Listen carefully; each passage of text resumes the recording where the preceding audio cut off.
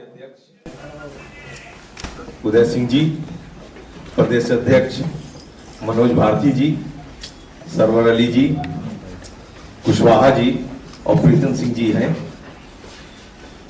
आज की ये प्रेस कॉन्फ्रेंस कल जो इलेक्शन हुआ और उसके बाद जो रिजल्ट्स आए हैं उसी के सिलसिले में आज ये बुलाई गई है। तो मैं सीधे अपने राष्ट्रीय अध्यक्ष उदय सिंह जी से आग्रह करूंगा कि वो आपको संबोधित करें। धन्यवाद विदुर जी। नमस्कार दोस्तों, जैसा विदुर जी ने बताया, आज प्रेस कॉन्फ्रेंस है कि कल जो परिणाम आए हैं बिहार के विधानसभा चुनाव का, उसके संदर्भ में और जन स्वराज पार्टी को क्या कहना है। तो सबसे पहले बिहार की जनता को बहुत बहुत धन्यवाद, उनको बधाई हो। उन्होंने बढ़ चढ़कर इस 2025 के विधानसभा चुनाव में अपनी हिस्सेदारी दिखाई, जो लोकतंत्र के लिए बहुत ही अच्छा है। उसके बाद एनडीए को प्रचंड बहुमत पाने के लिए बहुत बहुत धन्यवाद और आने वाले दिनों के लिए उनको बहुत बहुत शुभकामनाएं। हमें और भी खुशी होती कि अगर ये एनडीए की प्रचंड बहुमत उनके सरकार द्वारा किए गए काम के आधार पर मिलता, लेकिन जैसा कि ये जग जाहिर है और जनसुराज का मानना है, ये मतदान जो हुआ है और ये जो उन्हें बढ़त प्राप्त हुई है, ये जो प्रचंड बहुमत उन्हें मिला है, ये खरीदा गया हुआ प्रचंड बहुमत है। पहली बारी देश में, हालांकि छोटे छोटे ऐसे प्रयास होते रहे हैं, लेकिन पहली बारी मेरा मानना है, हम लोग सबका मानना है और अधिकांश बिहार के लोगों का मानना है, बाहर के लोगों का मानना है। आप तमाम अखबार के अगर एडिटोरियल्स पढ़िए तो आपको पता लगेगा कि 21 जून के बाद इस सरकार ने चुनाव के होते होते तक करीब करीब 40,000 करोड़ रुपए, जरा ये आंकड़ा याद रखिएगा और एनडीए वालों से पूछिएगा, 40,000 करोड़ रुपए खर्च करके ये बहुमत प्राप्त किया है और जनता के पैसे से जनता की वोट खरीदी गई और बिहार के भविष्य को बेचा गया। ये जो पैसे खर्च हुए हैं, इसको वहन करने की शक्ति बिहार के अर्थव्यवस्था में नहीं है और इस कारण जहां आवश्यक खर्च करने थे सरकार के पास, अब राशि नहीं बचेगी, न शिक्षा को सुधारने के लिए, न स्वास्थ्य को सुधारने के लिए, न यहाँ पे इंफ्रास्ट्रक्चर बनाने के लिए। पलायन वलायन रोकने की बात तो खैर ये ऐसे ही कर रहे थे जनसुराज के कारण, लेकिन बिहार के अर्थव्यवस्था की जो इन्होंने स्थिति कर दी है, यहाँ तक, और इसका मेरे पास अभी क्योंकि कागज़ नहीं आया है, मैं इस पर बहुत नहीं बोलूँगा, लेकिन मैंने सुना है कि विश्व बैंक से जो इन्हें किसी प्रोजेक्ट के लिए कर्ज मिला था, उसके भी 14,000 करोड़ रुपए उन लोगों ने ये कैश ट्रांसफ़र पे लगाया है।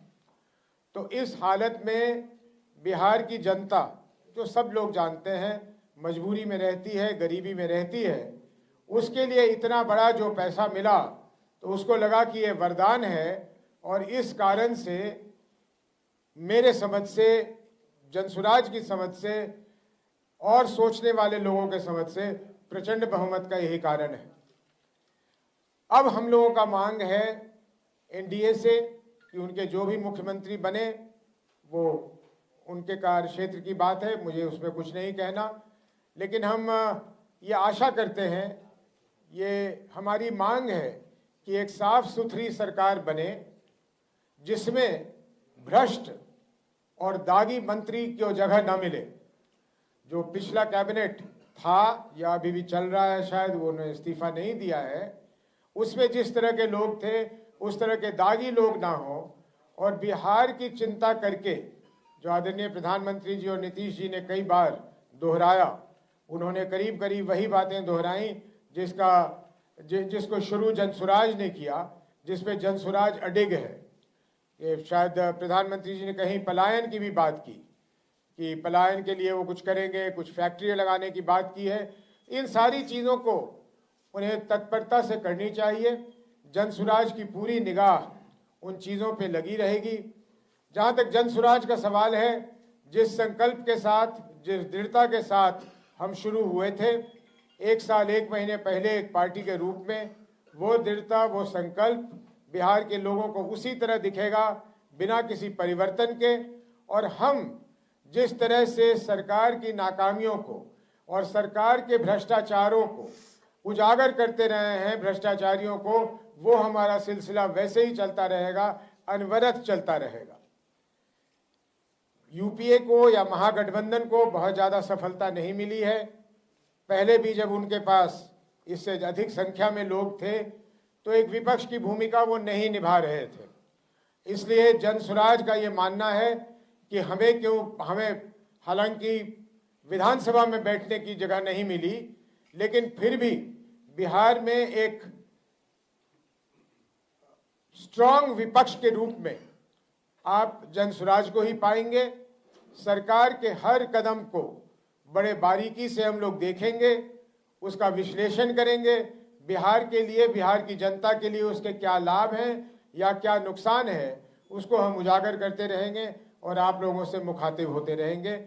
इतना ही कहना था। अंत में ये कह दूं कि एक दुखद समाचार है कि हमारे तरारी से जो प्रत्याशी थे चंद्रशेखर जी, चुनाव के कुछ दिनों पहले उनकी तबीयत बिगड़ गई और कल उनका निधन हो गया।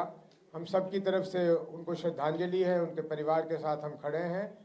तो यही कहने के साथ बात खत्म करता हूं मैं अपनी। मुझसे कोई प्रश्न हो तो पूछ लीजिए। उसके बाद मुझे क्योंकि जाना है तो हमारे प्रदेश अध्यक्ष जी रहेंगे आपके बाकी प्रश्नों का उत्तर देने के लिए। प्रशांत किशोर राजनीति छोड़ रहे हैं, उन्होंने कहा था कि राजनीति छोड़ देंगे अगर एक जदयू को 25 सीट नहीं आ जाएगी तो। आप लोग समझदार लोग हैं, ये हमारा मानना है। आप वो तिथि याद कीजिए जब प्रशांत जी ने कहा था कि 25 सीटें नहीं आएंगी तो छोड़ देंगे।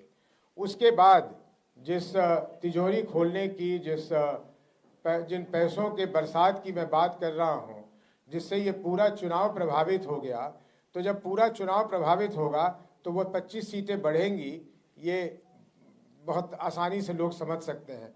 इसलिए उनको, जब प्रशांत जी आपके सामने आएंगे, ये प्रश्न आप उनसे पूछ सकते हैं। मैं उनका स्पोक्स पर्सन नहीं हूँ, आप उनसे पूछ लीजिएगा। लेकिन मेरी समझदारी ये कहती है कि जिस समय में जेडीयू की और एनडीए की वो हालत थी, उस समय में प्रशांत जी ने 25 सीटों की बात की थी और मैं अभी भी मानता हूं कि उस समय उन्होंने वो ठीक बात की थी।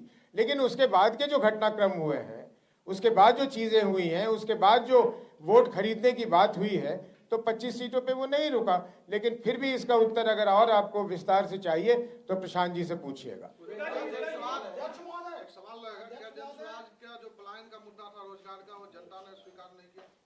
जनता ने बिल्कुल स्वीकार किया। अगर मैं सोच रहा था कि प्रदेश अध्यक्ष जी उसका उत्तर देंगे, लेकिन मैं बता देता हूं। देखिए, ऐसा है कि जनसुराज को निराशा है, हम हताश नहीं हैं, हमें वोट नहीं मिले। तो हमारा ये पूछना है अपने आप से भी कि भाई हमारे वोट कहाँ चले गए। तो वोट यहाँ चले गए कि राजद के न आने के डर से हमारे जो वोट थे वो पिछले आखिरी के 2-3 दिनों में एनडीए की तरफ चले गए और इस कारण हमारे वोट हर जगह पे आपको बहुत ही कम दिखेंगे। हम खुद आश्चर्यचकित हैं कि आखिर ये वोट हमारे गए कहाँ। लेकिन वोट जाने का मुख्य कारण ये है कि राजद के आने के डर से, मैं महागठबंधन भी नहीं कह रहा हूं, उसमें कांग्रेस से उतनी डर नहीं थी उनको, लेकिन राजद के ना आ जाने की वजह से, कि राजद ना आ जाए, उन्होंने वोट शिफ्ट किया। उसके अलावे दिल्ली में जो बम ब्लास्ट हुआ, उसका बाकी का बिहार पे क्या असर पड़ा नहीं पड़ा मुझे मालूम नहीं, लेकिन क्योंकि मैं उस समय सीमांचल में था, वो मेरा गृह क्षेत्र है, इसलिए सीमांचल में उस बम ब्लास्ट का ध्रुवीकरण करने में काफी ज्यादा उसकी भूमिका रही है।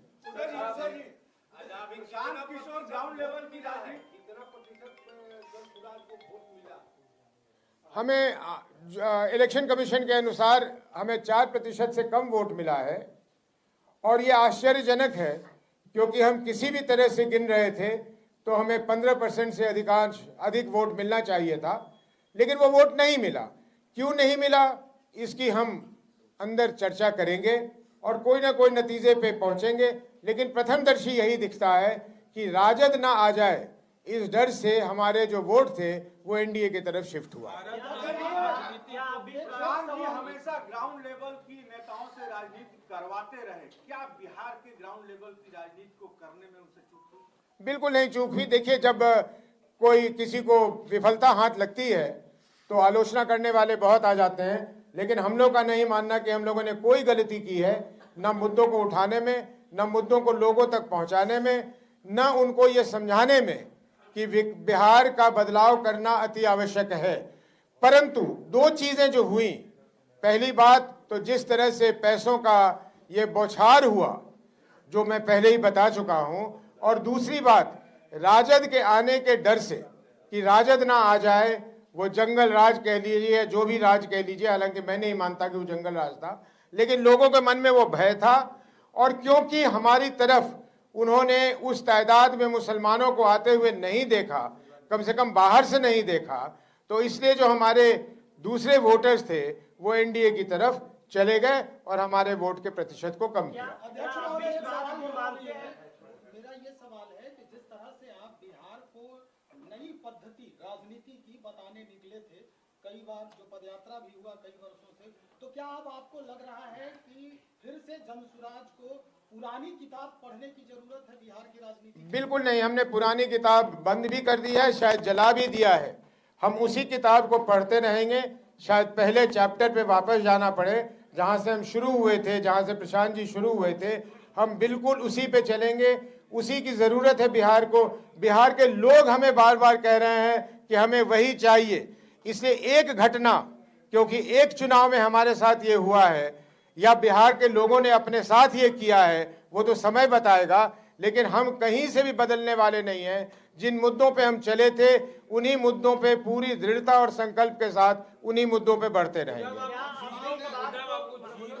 क्लीन बोल्ड होने का रीजन क्या हुआ, समीक्षा तो अभी तक नहीं किए होंगे, लेकिन 243 में एक भी सीट नहीं ला पाए। बिल्कुल, हमने पहले कहा था कि या तो हम 243 में 200 सीटें लाएंगे या शून्य होंगे। आप मेरी बात सुन लीजिए, मेरी बात को याद कर लीजिए, प्रशांत जी की बात को याद कर लीजिए। हम जानते थे कि इसकी संभावना है। जिस लीप ऑफ फेथ की बात एक बार नहीं दर्जनों बार प्रशांत किशोर जी ने किया है, वो लीप ऑफ फेथ क्या था? कल लीप ऑफ फेथ नहीं हुआ।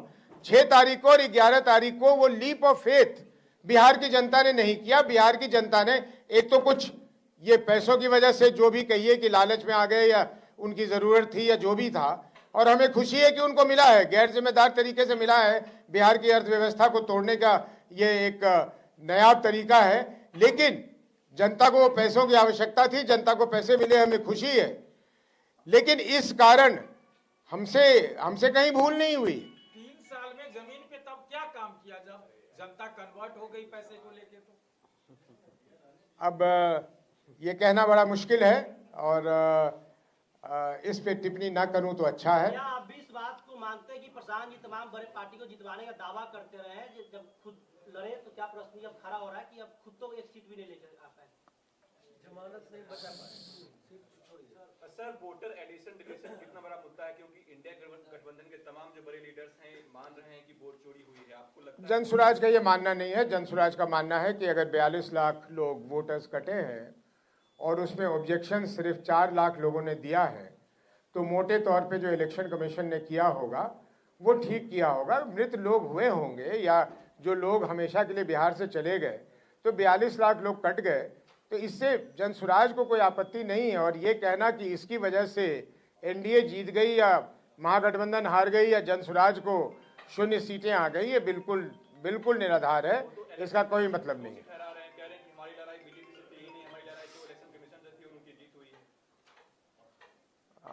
अब ये उनका कहना है, ये वो कहें, लेकिन मेरा मानना है कि वो भी शायद इस चीज़ को नज़रअंदाज कर रहे हैं कि बिहार की जनता को चुनाव के बीच में ये पहली बार ही हुआ है और आप लोग इस पर रिपोर्ट नहीं कर रहे हैं कि आचार संहिता लगने के बाद तक पैसे जाते रहे, चुनाव के पूर्व संध्या तक पैसे जाते रहे लोगों के अकाउंट में। जिस महिला को 500 रुपए के लिए वो कुछ भी बेचारी करने के लिए तैयार हो जाती है, दिन भर काम करती है, उसके खाते में अगर 10,000 रुपए आ जाएं और उसको मालूम है कि ये दोबारा मिलने वाला नहीं है, तो वो तत्कालिक रूप से तो वो वोट देगी ही। तो मेरे ख्याल से महागठबंधन वालों को भी इस तरफ ध्यान देना चाहिए। जनसुराज की ये राजनीतिक यात्रा क्या जारी रहेगी? अध्यक्ष जी, आप उसको मुद्दा आप नहीं बनाकर मानते हैं? इसको 10,000 रुपए जो चुनाव के बीच में बढ़ता रहा, इसको मुद्दा, इस नैरेटिव को आप नहीं भुला पाए, ये मानते हैं? नहीं, हमें भुनाने की जरूरत नहीं थी। हम तो एक तरह से देखिए, चुनाव जीतना हारना ही सब कुछ नहीं होता। बिहार के लोगों को फायदा हो, हम इसके पक्ष में हैं। अगर हम 2,000 रुपए का मुद्दा नहीं उठाते तो 1,100 रुपए का पेंशन नहीं होता। हम लोगों का ये कहना है कि यही चीजें करने का एक जिम्मेदार तरीका हो सकता था। इस तरीके से बांट देना खजाने को खोलकर, ये गलत है। इसलिए इसको भजाने की कहां इसमें ये है। हम तो कह रहे हैं कि वो 2 लाख रुपए तुमने देने, अब दो, अब दिखाओ 2 लाख रुपए देकर कहां से दोगे, कैसे दोगे, तुम्हें राजस्व लाने का क्या तुमने योजना बनाया है, उसकी बात करो। आपका क्या प्रश्न था मनोज जी? 40,000 करोड़ रुपए, 14,000 करोड़ रुपए विश्व बैंक के। अब आप लोग कैसे घेरेंगे जनसुराज एक राजनीतिक पार्टी होने के नाते, क्योंकि 70,000 करोड़ रुपए का भी जरा कुछ समय दे दीजिए, नया मंत्रिमंडल बन जाने दीजिए, ये क्या नीति लाते हैं, इनकी क्या पॉलिसी होती है, इन्हें बता देने दीजिए। हम सरकार में नहीं है ना, सरकार को अपने कदम उठा लेने दीजिए, फिर तो हम उन पे कुछ बोलेंगे। लेकिन मैंने ये कह दिया, आपका पहला प्रश्न था, उसका उत्तर दे दूं। जैसे जनसुराज चल रही थी उसी तरह चलेगी। और सबसे बड़ा मुद्दा, जिस तरह से हम प्रखर रूप से भ्रष्टाचार के मुद्दों को उठा रहे थे, उसी तरह उठाते रहेंगे। जिन बाकी लोगों को अगर इन्होंने मंत्रिमंडल में उन लोगों को लिया जिनके बारे में हमारे पास सूचना है, तो उस सूचना को फिर सार्वजनिक करेंगे। ये आप लोगों के सामने बोल देता हूं, कहीं ऐसा ना सोचे कि चुनाव खत्म तो वो बात खत्म, बिल्कुल नहीं खत्म। भ्रष्टाचार नहीं होने देंगे, भ्रष्टाचार पे हमेशा रोक लगाएंगे, भ्रष्ट लोगों को उजागर करेंगे, चाहे वो अफसर हो या राजनेता हो। ये जनसुराज निरंतर करती रहेगी। विपक्ष रहा नहीं क्योंकि उतनी सीटें ही नहीं आई है, 10% के लायक विपक्ष नहीं रहा। क्या जनसुराज विपक्ष है, विपक्ष जीवित है। अभी भी अगर देखिएगा तो 50% वोट एनडीए को नहीं मिला है, इसलिए विपक्ष है। बिहार में लोग विपक्ष की भूमिका निभाएंगे और जनसुराज बाखूबी इस को निभाएगा। मेरा एक सवाल है आपसे, जिस प्रकार से प्रशांत किशोर शराबबंदी की खिलाफत कर रहे थे, क्या लगता है आधी आबादी ने इस कारण से भी आपको नकार दिया? बिल्कुल नहीं, शराबबंदी के पक्ष में सारी महिलाएं थी और इसका मैं व्यक्तिगत रूप से आपको कई उदाहरण दे सकता हूं कि महिलाओं ने कहा कि इसको जल्दी खत्म कीजिए, ये हमारे लिए अभिशाप है। क्योंकि हमारे घर में सूखे नशे की इतनी ज्यादा प्रचलन हो गई है और जो शराब सस्ती में हुआ करती थी वो महंगी शराब मिलती है और लोग महंगे दर पे वही शराब खरीदते हैं। जितना इसके कारण भ्रष्टाचार है उसकी कोई सीमा नहीं है, इसलिए ये कारण नहीं है। और मुस्लिम वोट बैंक की राजनीति का हिस्सेदारी की लगातार बात की, भागीदारी की, ऐसे में क्या लगता है मुस्लिम सवाल जनसुराज को पूरी तरह से नकार दी? मुझे लगता है कि मुसलमानों को पूरी बात हमारी समझ नहीं आई और जिस तरह से हम उन्हें अपनाना चाहते थे, जिस तरह से हमने अपने दरवाजे खोले थे उनके लिए, उन्होंने उसको अभी स्वीकार नहीं किया तत्कालिक रूप से। हमारी प्रयास जारी रहेगी और मुझे कोई संदेह नहीं है कि देर सवेर मुसलमान भाई भी देखेंगे कि जनसुराज के साथ चलने से उनका ही लाभ है। मुझे सर बस संक्षेप में बात एक पूछना चाहूंगी, सुमेधा बीबीसी से जी। दो अगर आप फैक्टर्स बता दें संक्षेप में बस हमें, कि क्या वो 2 फैक्टर्स रहे हैं सबसे बड़े रूप से जो आपको लग रहा है कि जिसकी वजह से खाता नहीं खुल पाया है? बिल्कुल, मैं दोनों फैक्टर आपको बता देता हूं। पहला और इमीडिएट फैक्टर जो था वो इस तरह का लारगैस का बांटना, ये जो 40,000 करोड़ रुपए बांटे गए हैं, इसका हमारे लिए बहुत खराब परिणाम मिला है और मुझे लगता है कि महागठबंधन के लोग भी इससे प्रभावित होंगे। आज न कल उन्हें भी ये समझ आने लगेगा कि जिस तरह से महिलाओं ने, जिनके खाते में ये पैसे गए हैं, और अगर आप वोट की परसेंटेज को देखिएगा तो करीब करीब 72% महिलाओं का इसमें भागीदारी है। तो हम लोगों का ऐसा मानना है कि तत्कालिक, क्योंकि उन्हें तुरंत पैसे मिले, उन्होंने इन पैसों से एनडीए की तरफ वोट किया है। ये पहली बात। दूसरी बात, जनसुराज की जो वोट बैंक थी वो चाहती थी कि एक विकल्प मिले, लेकिन वो कतई नहीं चाहती थी। जनसुराज को चाहने से ज़्यादा उनकी चाहत ये थी कि आरजेडी के लोग महागठबंधन में भी मैं फर्क कर रहा हूं, उन्हें कांग्रेस से उतनी परहेज नहीं जितना उन्हें लालू जी और आरजेडी और तेजस्वी जी से परहेज है, ऐसा हम लोगों का मानना है। और इस कारण जब उन्होंने देखा कि हमारे साथ बहुत बड़े तादाद में मुसलमान भाई खड़े नहीं हुए हैं और उनको हम विश्वास नहीं दिला पाए, जिसको हम अपनी विफलता कहिए तो मैं मानने को तैयार हूँ, राष्ट्रीय अध्यक्ष हूँ, ये स्वीकार करता हूँ कि हम उन्हें ये विश्वास नहीं दिला पाए कि बिना मुसलमान के भी अगर वो सारे लोग हमें मत दे दें तो हम बहुत अनेकों सीटों पर कामयाब होते।